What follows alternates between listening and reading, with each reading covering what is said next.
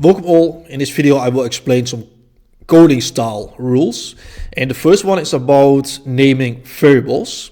So imagine that we have a few integers and I will immediately give them a value, for example value 5 for I1, and I assign 6 to the variable I2, and then we make another variable I3 which is I1 multiplied by I2, and then we can print the result. However, if I ask you what this code does, you will probably say, I1 is being multiplied by I2, and this result is being copied into I3, and I3 is here printed on the console. That's correct, but you do not know the context in which this calculation happens. So imagine that I rename these variable names, for example I1 into the variable name width and I2 in the variable name height. So I also have to change these names at this location. Oh, sorry, this is height.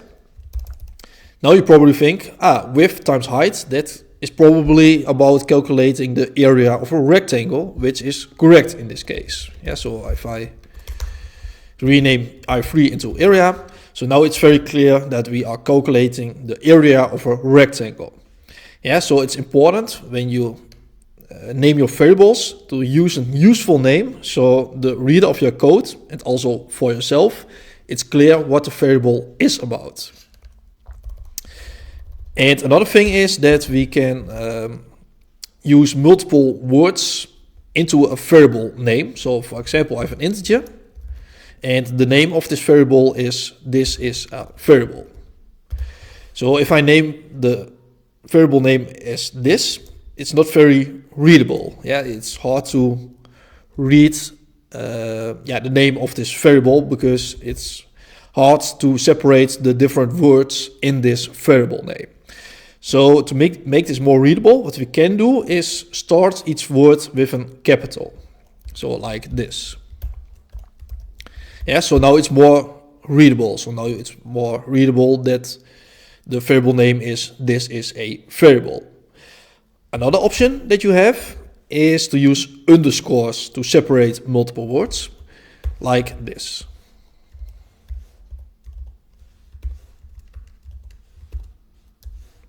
So now it's also clear that this variable name exists of multiple words, and the variable name is a variable.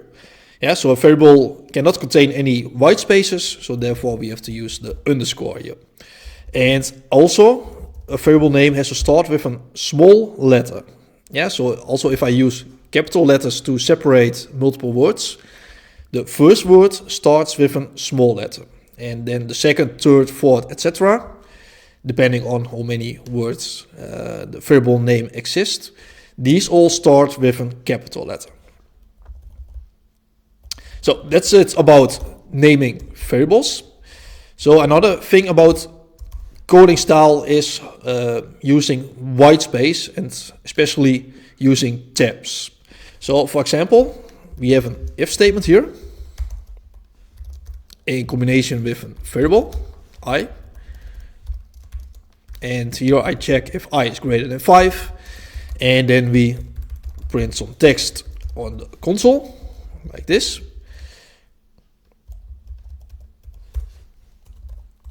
And we remove the tabs here, and in between we have another if here, where we check if I is greater or smaller than 10. And also in this if I have multiple print statements. So what you can see here is that it's hard to decode which statements belongs to which if statement. And therefore we use a tab to make that more clear. So all statements that belong to this if statement here will start with a tab. So for example, like this.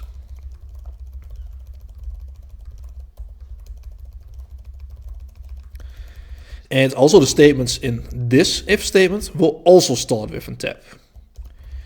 So now it's very clear that these two statements here belong to this if statement here, and all these statements here belong to this if statement here.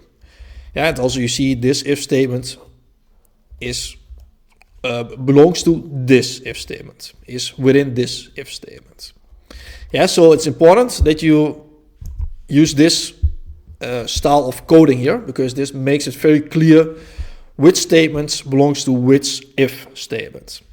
And the same also holds for a for loop, for example. So if you have a for loop, also all the statements here in the for loop starts with a tab. Yeah, so it's also clear here which statements belong to the for loop.